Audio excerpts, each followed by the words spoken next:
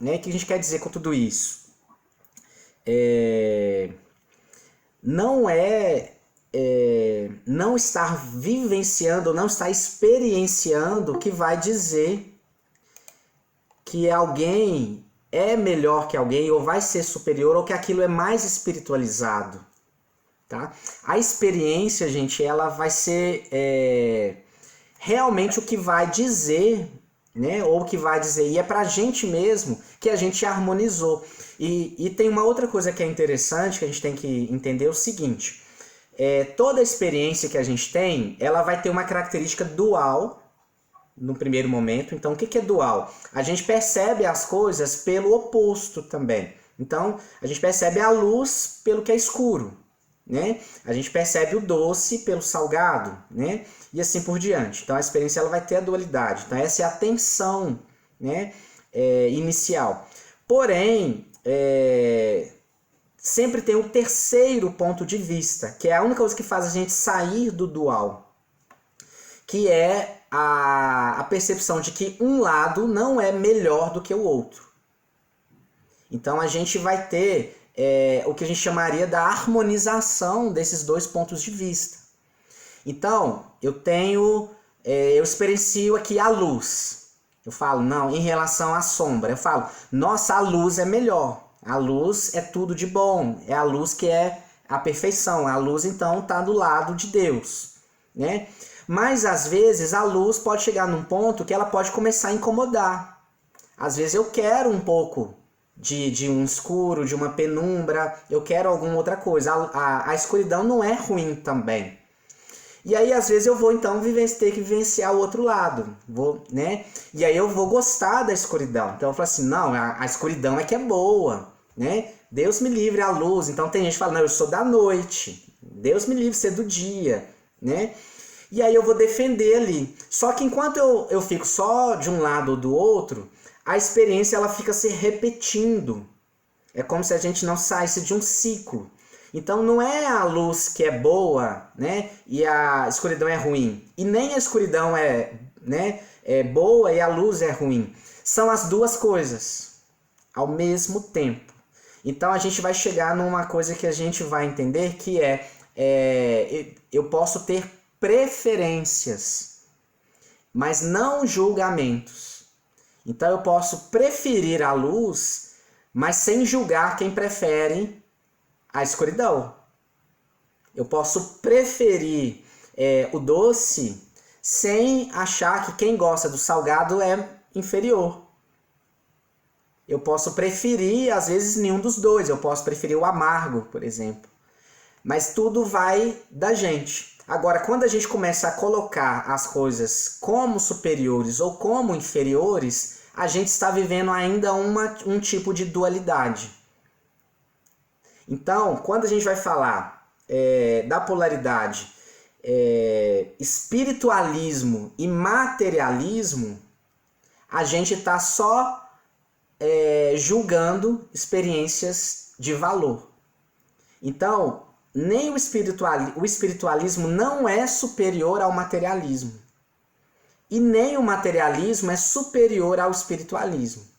Mas os dois juntos é o que seria a espiritualidade. Enfim. Então, não importa onde estaremos, né? Temos um corpo, temos uma experiência, a gente interage ali. A gente harmoniza ali. E as coisas se mantêm como precisam se manter. Alguém quer perguntar alguma coisa? Ou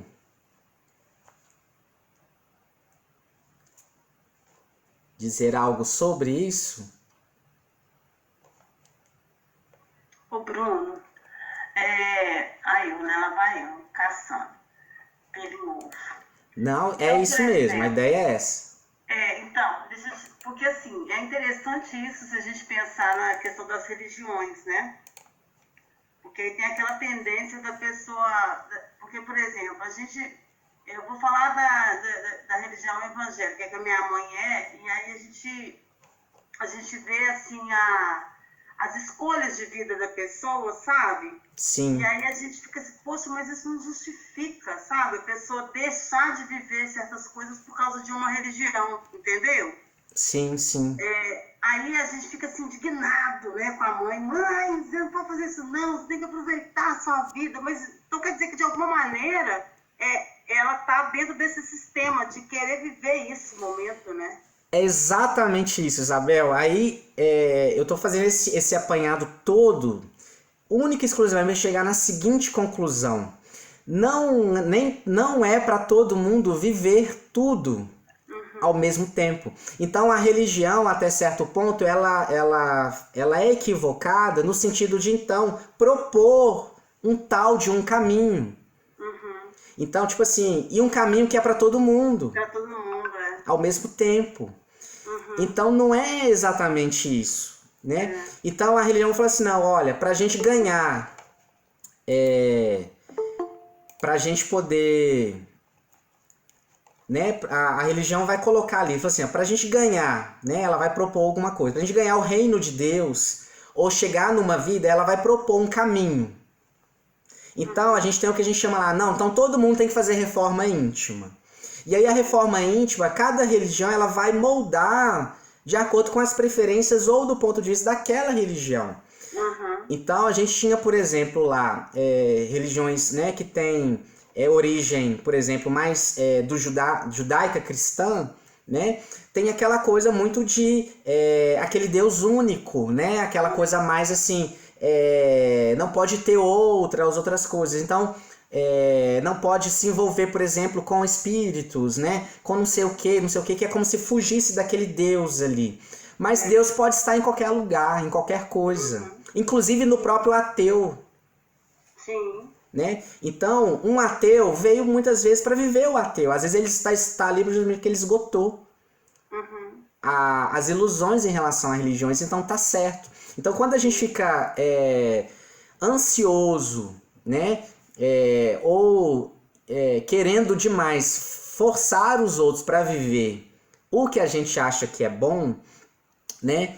Com medo, inclusive, da vida espiritual, a gente está extremamente arrogante, a gente está fora de ordem do sistema, porque a gente está querendo ocupar o lugar de Deus, então a gente já parte que a gente sabe o que é melhor para o outro, né? E segundo, a gente também está querendo excluir aquilo, né? Aquela experiência. Então, às vezes, para aquela pessoa, a experiência dela, né? É ter aquela vidinha ali mesmo. Tem muitos filhos que chegam para os pais e falam, pai, né, vamos mudar de vida, agora eu tô bem aqui, muda pra cá, né, eu vou comprar uma casa para vocês, vão viver. Não é isso, é violentar, gente. E ao mesmo tempo é dizer que não é digno aquilo ali. Sim. Então olha o grau de arrogância. Então a gente não está honrando o processo, a gente não está honrando grave, né? esses pais, é muito complicado. Então assim, é pra gente viver aquilo que a gente quer viver, não é os pais. Então eles foram até ali, a experiência deles é ali. Então tem gente que a vida é sobre deixar a família e ir para o mundo, tem gente que é sobre deixar o mundo e ir para a família. Tem gente que a vida é sobre olhar para si mesmo, aprender a não olhar mais o lado dos outros, olhar o seu lado. E tem gente que é mais para aprender a olhar o lado dos outros. Tem gente que é para viver sobre o que é oculto ou o que é invisível, que a gente chama do mundo espiritual. Tem gente que já viveu isso demais e precisa se reconciliar com a matéria. Então a pessoa não é para ficar ali, mas ficar naquele processo. Ela precisa viver uma vida aparentemente normal, onde os espiritualistas criticam quem é materialista. Falar, você não está aqui no templo, você não está aqui, né, fazendo isso, então logo você está fora, né? Você está atrasado, sua evolução está atrasada. Quem disse que a dele está adiantada? Quem disse que se trata de chegar a algum lugar? Não é um espaço físico para se chegar. É uma compreensão interna. E essa compreensão interna, a gente não se livra da meleca da matéria. Verdade. A matéria, ela vai servindo para poder... a matéria é o meio, é o elo entre o que a gente acha que é importante na cabeça e a experiência. O que é a emoção, gente? Né? O pensar, o sentir e o agir. A gente só vai saber se uma coisa é válida pelo resultado que ela trouxe. Então, a emoção, ela vem da experiência. Eu não tenho como saber se vai dar certo, se não vai. Aí a cabeça fica lá, ai meu Deus, né? E aí vem um monte de voz na cabeça da gente, que é as vozes de quê? Da família, do sistema que a gente está ligado. A família, a sociedade, não sei o quê, fala assim, não pode, é errado, né? Olha só, você veio aqui para pagar, você veio aqui para poder resolver, seu karma tá aqui. Então tem gente que não consegue se afastar, por exemplo, das amarras, por quê? Porque acha que é aquilo que vale. Não, eu tenho que ficar aqui, eu tenho que seguir essa religião. Por exemplo, um casal, gente, cada um pode ter a sua própria religião, não teria problema se a gente se respeitasse. Não se trata disso, né? São as formas de cada um viver. Deu para entender? Alguém? Travou. O Bruno tá travado. Travou. Voltou aí? Travou, legal. Alguém quer perguntar outra coisa? Não? Então vamos indo, ó. Então, olha só. O Gilson Freire, é interessante que nas obras dele, dentro dessa trilogia, o Gilson ele traz muita luz sobre essa coisa da evolução, porque ele traz a ideia da involução. Só que a ideia da involução, ela tá um pouco relacionada com a queda do espírito. Então, de alguma forma, ele relaciona a matéria, ou o universo material que a gente vive, com o antissistema, com o que a gente chamaria de antissistema. Então, é como se a vida material fosse exatamente um reflexo do mal, né? Um reflexo do erro. Então, de certa forma, nós seríamos, então, anjos decaídos por estarmos aqui. Então, por termos, né, uma potencialidade imensa, por termos sido criados à imagem e semelhança, né, de Deus, mas por ter ido contra as leis divinas, a nossa punição, entre aspas, né, ou o nosso resgate foi cair na matéria, porque a matéria limita o espírito. Entende? Então, a gente tem uma ideia que agora, qual que é o processo? Sair da matéria para voltar para essa pureza. Entende? Que não é material. Só que os mundos superiores, ou por mais sublime que seja, é material, gente. Não tem como não ter alguma coisa. Entende? Então não se trata necessariamente de tirar a matéria, se trata de entender os processos que a gente tem em relação a isso. Então, enquanto a gente também tiver uma ideia de que a gente precisa sair de um ponto para purificar o outro, a gente vai ficar dando voltas em círculos. Por quê? Não teria uma lógica, né? É interessante que faz quase que não é uma briga, né? Mas é uma discussão, um debate, né? Com a ideia do evolucionismo, né? do espiritismo. E aí tem uma parte que não se explica, né? Muitas coisas ainda não se explicam dentro do espiritismo, né? Até porque não teve tempo de desenvolver, principalmente na época, que quem tem conhecimento, por exemplo, da Gênese de Kardec, né? O próprio Kardec, quando vai falar do processo da evolução, ele mesmo, ele não compreende, né? Assim, por qual motivo, por exemplo, que Deus, sendo tão a inteligência suprema, sendo tão superior a tudo, ia criar nós, seres extremamente simples e ignorantes, para evoluir, sendo que no primeiro momento, nas primeiras fases, são as fases mais frágeis que a gente teria por não ter ainda sabedoria. Para a gente poder passar pelos instintos, pelas experiências todas, se lambuzar nessa matéria, para depois dizer assim, agora que você lambuzou tudo, tira tudo isso aí de você e vai ser puro. Que é a tal da reforma íntima.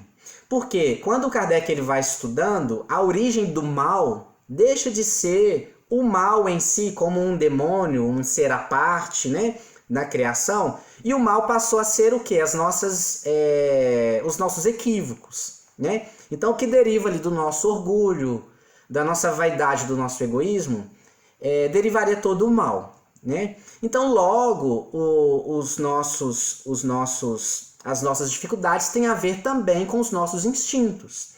Então, por exemplo, como não ser egoísta se o nosso instinto de conservação básico, o instinto de conservação da vida, pede que a gente cuide da gente?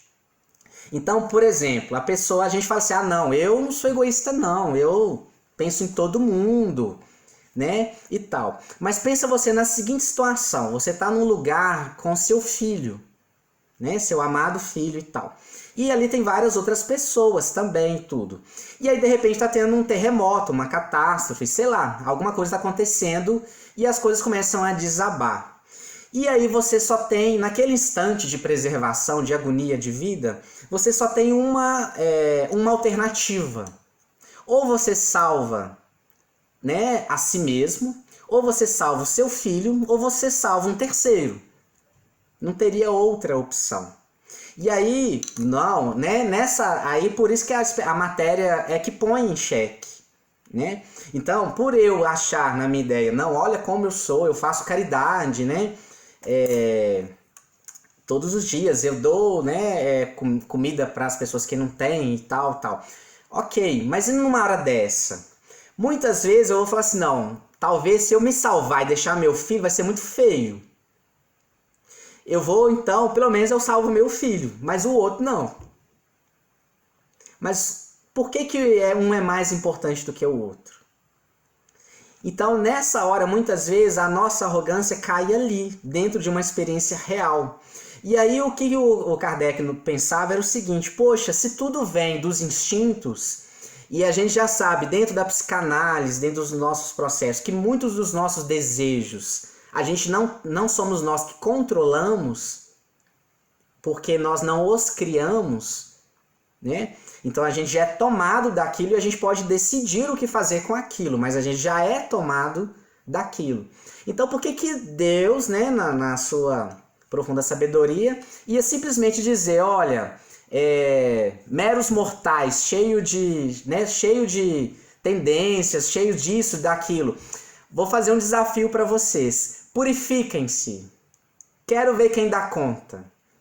Superem a natureza humana e se tornem perfeitos, puros. Gente, isso seria, assim, uma crueldade.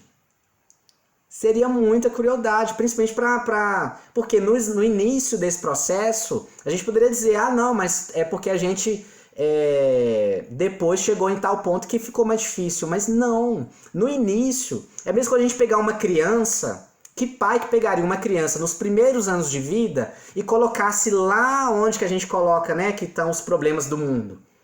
Bota ele lá no lado das drogas, no lado do crime, tudo, deixa ele se envolver tudo aquilo e na hora que ele crescer, fala assim, filho, é o seguinte, você acostumou com essa vida louca toda aí, agora eu quero ver se você dá conta de ser perfeito, de você voltar para casa. Não faz sentido, não faz nenhum sentido. Então tem que ter algum outro tipo de explicação, né? Então, tem gente que está, né, vamos dizer assim, existem experiências que estão na trajetória do que se refere a sair do que ele acha que é impuro, né, para se espiritualizar. Enquanto tem outras experiências que estão ocorrendo que super evoluiu, né, super ampliou a consciência do mental, mas negou a experiência física real. Então nós temos muitos, por exemplo, que estão precisando viver o impacto de uma vida comum. Quando eu digo comum, gente, sem às vezes situações que a pessoa acha que, né, teriam maior importância.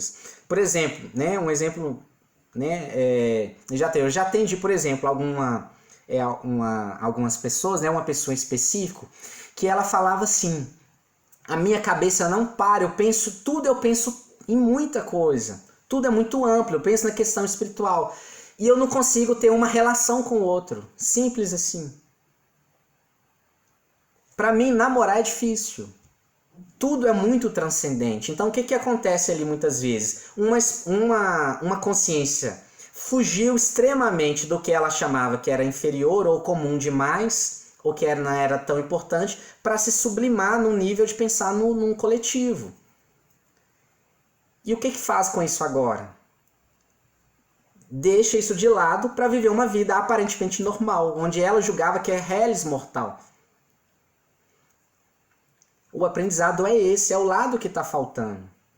Então, e aquilo atormentava, porque tudo que a pessoa pensava, ela também de alguma certa forma se responsabilizava. Então ela achava que tinha sempre que fazer muita coisa, tinha que estar sempre numa missão, né? Que ela tinha que estar fazendo mais por todo mundo. Mas ela era incapaz de relaxar simplesmente e ter um dia comum, por exemplo, estar ao lado de alguém, sei lá, abraçado com alguém para fazer nada. Tem gente, por exemplo, que sente culpa se ela não está fazendo nada. Estou perdendo tempo. Não, espiritualmente falando, isso é preguiça. Mas às vezes se trata da pessoa aprender exatamente isso. Não é preguiça, é relaxar. Podemos contemplar o que está ao nosso redor, sentir. Sentar numa paisagem maravilhosa, por exemplo, e sentir o ambiente. Vai falar que isso não é uma experiência espiritual? Não, experiência espiritual é tal que igual os santos. Quem disse? Viver o ócio, né? Porque a gente vive numa sociedade que a gente tem que fazer muitas coisas o tempo todo e trabalhar muito, e estudar muito e querer muito. Então a gente precisa agora também de repente aprender a viver o ócio. Tipo, quem disse que é tanta coisa para fazer o tempo todo? E quem disse? A gente tem uma... inclusive a nossa cultura, ela supervaloriza quem é muito eficaz, por exemplo.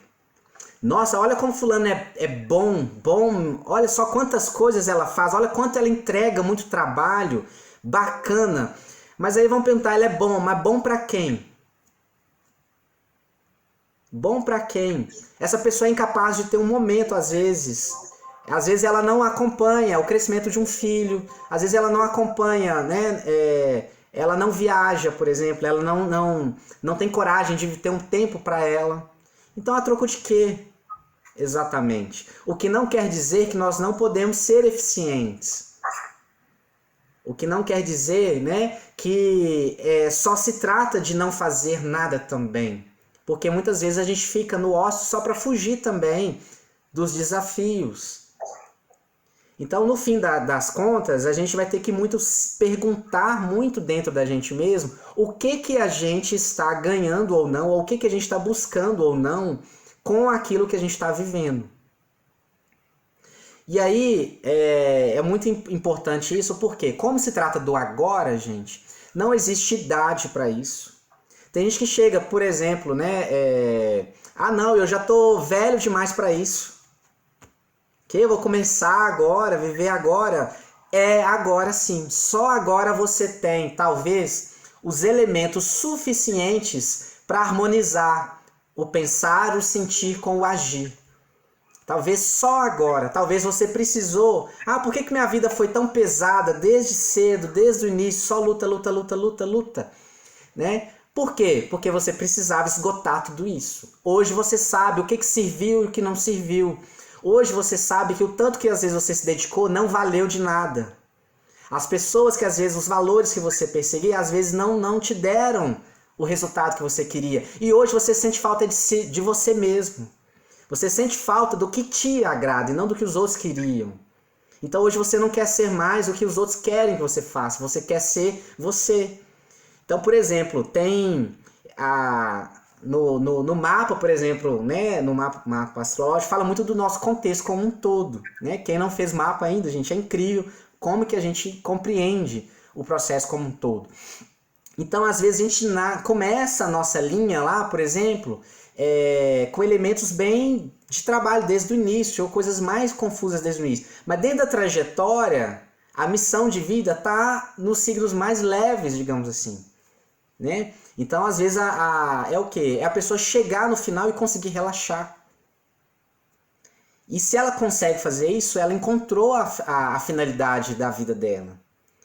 E ela cumpriu, então, a função dela.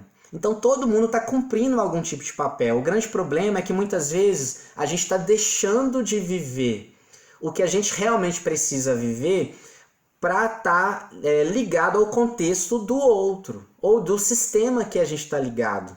Então, a gente passa a ser só um elemento do sistema que a gente está ligado. Então, é muito comum, por exemplo, muitas pessoas, no final da vida, vomitar, né, toda a angústia ou toda a frustração que ela sentiu por não ter feito o que ela queria. Mas é a gente que quis. É a gente que se colocou também naquilo ali. Então, assim, não, eu não pude viver porque eu tive que cuidar dos meus pais. Né? Então, como foi isso? O que eu ganhei ali? O que eu estava ganhando ali? Onde que estava, né, me proporcionando, às vezes, dentro da minha vaidade, a importância de eu ser a sustentação para os meus pais? Às vezes é ali que eu achava que eu ia ser o mais importante dos filhos. Tem muita coisa que pode estar ali. E aí, quando esses pais não estão mais ali, às vezes a vida dela acaba junto. Por que morre junto? A gente não estava vivendo a própria experiência, estava vivendo em função de alguma coisa. Então, eu vou viver espiritualmente, então a gente desfoca muitas vezes. O que é realmente viver espiritualmente? O nosso contexto está aqui, gente, no nosso corpo. A gente tem desejo, a gente tem carne, a gente tem gostos. A gente tem vontades, a gente tem preferências, se trata disso. Tá tudo aqui, o nosso sistema é esse. É só a gente perguntar pra gente mesmo, o que eu gostaria? O que eu preciso? Ali está a nossa espiritualidade. Ali nós estamos conectando. Ali a gente está em paz. Então, se eu desencarno, se essa experiência finda, onde eu vou... meus órgãos estão em paz, meu corpo está em paz. Então eu posso prosseguir. Então o que é ter um corpo que dá conta de viver essa imortalidade? É um corpo que dá conta de enfrentar ou não as frustrações ou a própria responsabilidade diante da vida. Então o que acontece, infelizmente, com a maior parte, né, de nós? A gente está esperando alguma coisa acontecer ou está esperando ser compensado na vida espiritual. Eu vou viver assim porque eu quero que na minha vida espiritual seja tranquila. Eu vou ser uma pessoa honesta, direita, para eu não ir para o umbral, para eu não ir para o inferno. Então a gente está deslocando o objetivo da vida, que é o aqui e o agora, para o que a gente espera depois. Então a gente está agindo por uma certa troca, que nem sempre essa troca ela vai ser compensada. E esse é o problema. Então a gente chega lá e a gente quer uma assembleia com Deus, quer uma assembleia com Jesus, seja o que for. A gente chega lá exigindo direitos. Olha só, mas eu fiz tanta coisa. Aí eles vão perguntar, tá, você fez muita coisa, e por você? E por você? Você pode dizer que você realmente viveu o que você gostaria? Você teve coragem de bancar a si mesmo? O que você aprendeu consigo mesmo? Então, antes da gente achar que uma vida está perdida, gente, muitas vezes não está perdida. Às vezes aquela vida que a gente fala, ela está muito ganha, às vezes ela pode estar extremamente perdida. Por eu achar que eu estou tão assim, já ligado com Deus, e às vezes eu não estou. Às vezes eu não tô. Lá no Filho Pródigo, né, não tinha lá os dois irmãos? Um saiu para viver prodigamente tudo. Esgotar as experiências. Ok, é uma experiência. O outro filho, no entanto, ficou lá. O outro filho ficou, não, pai, né, eu sempre fiz tudo que você quer, certinho tudo. Agora esse filho seu tá voltando, você vai fazer festa para ele, você nunca fez festa para mim? Olha o ressentimento. Olha o ressentimento. Então, eu vou seguir uma conduta do que eu chamo de vida espiritualizada, né? Só para poder querer usufruir depois, mas o meu ressentimento está aqui. Aí eu queria ter feito aquilo. Eu queria ter, né? Eu queria não ter feito aquilo. Eu queria ter tido coragem. Aí o que acontece? A gente não dá conta de ficar lá. E o que acontece? A gente volta para quê? Para viver exatamente aquilo que não foi vivido. Olha o trabalhão que a gente faz de ir para lá, para voltar para cá, para voltar para o mesmo lugar. Para o mesmo ponto. Então não se trata de estar lá ou estar, né, aqui. Se trata de conseguir viver no agora. Então a matéria é a meleca, entre aspas, mas é ela que salva, de certa forma, puxa a gente para a realidade. Então a matéria, ela é o que seria o oposto, digamos assim, do que a gente chama de espírito, mas faz parte da mesma coisa. Então eu não quero ser nada disso e você só pureza. Aí Deus fica lá, né? Vai ser pureza. Olha, então vamos jogar essa pureza aí no tabuleiro para ver como é que se desenha essa pureza. E aí, a pureza dentro do tabuleiro, na matéria, gente, a gente atola, a gente... Nada daquilo. E aí a gente vem para, como se fosse pagar as línguas, né? Ah, você é espiritualizado, você não sente isso... Não sente inveja, não sente medo, não sente nada disso? Vamos lá, vamos provar. Aqui tá tudo fácil, né? É fácil você ter paciência, porque todo mundo aqui é paciente, né? Todo mundo tá aqui tentando fazer alguma coisa. Mas vamos lá no meio. Como é que você lida com pessoas que têm opinião contrárias à sua? Você dá conta? Você aceita as pessoas falarem mal de você? Você dá conta das pessoas não concordarem com você? Ou você parte pra briga? Tem que estar... Então, assim, o meu inferno é o quê? Pessoas que não concordam comigo. Então, encarnado ou desencarnado, eu sempre vou encontrar pessoas que não vão concordar comigo. Então, não adianta você desencarnar achando que você vai achar gente que vai concordar com você somente. Você vai chegar lá no mundo espiritual e vai ter lá o primeiro a falar assim, eu não gostei de você, não. Aí você vai lá, que inferno. Que inferno, de novo, tô aqui de novo. Do mesmo jeito. Gente, André Luiz teve que lidar com tudo de novo. Com as decepções, com vergonha, com um monte de coisa. Não adianta. As pessoas lá no nosso lar estavam extremamente o quê? Um preocupado com o outro, o que fez aqui. As mães lá, não, eu tenho que voltar, meus filhos não vivem sem mim. O instrutor falava, não, talvez agora que eles vão viver, porque você não está lá. Talvez só agora eles vão viver, porque você queria fazer uma redoma em torno deles. Você achava que eles eram mais importantes que os filhos dos outros. Só os filhos dos outros podiam sofrer, os seus não. Então, continua a mesma angústia. Continua o mesmo processo, só que aquela mãe lá não dá conta de viver lá. Tá sempre pendente, tem pesadelo, vai dormir, não dorme. O que vai fazer? Chega uma hora que a pessoa fala, não dou conta. Vão reiniciar o jogo, vão começar tudo de novo. Então, outro campo material, outro corpo, outro mundo, mas é a mesma situação. Deu para entender, gente? Então... Se a gente acha que está indo rumo a algo superior, gente, não é para fora. E o Cristo já tinha dito, no reino de Deus não é com aparências exteriores, não é para fora. Não é mesmo. É interno. Então, a nossa ligação com a espiritualidade, a nossa ligação com Deus, é o tanto que hoje é o que eu consigo estar bem com o que eu sou, comigo mesmo. No meio que eu estou.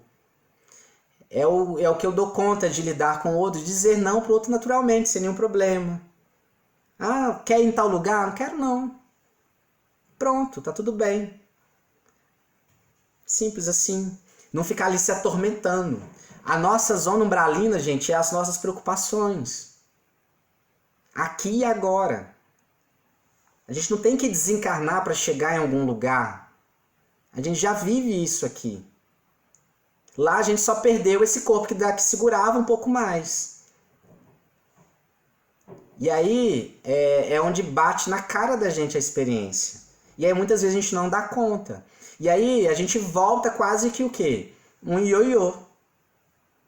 Não dá conta. E aí aquela personalidade nossa que não dá conta, quando a gente volta, o que acontece com ela? E aí é o que a gente vai depois explicar mais pra frente. A gente nasce e ganha um corpo novinho. Tudo de novo. Né? E a gente, entre aspas, que era uma outra personalidade, a gente vai virar uma emoção subconsciente desse corpo novinho. Então, às vezes a gente está aqui agora e tem um desejo gritante dentro da gente. É um desejo de ser livre, né? De ter vivido alguma coisa. Às vezes é o eu lá atrás que não viveu e agora ele vem como um desejo. Um desejo imenso de fazer alguma coisa. Só que hoje nós temos uma nova direção. Uma nova possibilidade dessa experiência ser válida. Então, por isso, toda vida nossa, né, toda encarnação, é uma possibilidade, é um palco. E às vezes a gente acumulou tantas frustrações que às vezes a gente tem um monte de conflito interno. Que são várias experiências, às vezes, que a gente frustrou. Que tá tudo ali dentro da gente pra gente harmonizar. E assim a gente vai, aparentemente, acumulando processos. Mas essa experiência ela é totalmente nova. Ok? Alguém quer fechar pra gente fechar? Deu pra compreender? Nossa, muitas informações. Muita informação. Então... Por mim deu, tá tranquilo. Ô Bruno, vai ser 1h30? Isso. Né? Então, gente, ó, deixa então para vocês refletirem, né, aí hoje. Né? Na próxima semana a gente vai indo a partir daí, mas só para já tirando da cabeça de que o que é evoluído tá lá longe, não tem nada a ver com isso. A matéria em si é o elo de união, né? É a possibilidade da experiência, tá? A matéria é a possibilidade da experiência. E na realidade a matéria em si ela nem existe, né? E se ela não existe, por outro lado, o espírito pode não existir também enquanto se não existir a matéria. Tudo é um contexto só. Depois as duas coisas se unem numa coisa só. Entende? É uma vivência. Tá bom?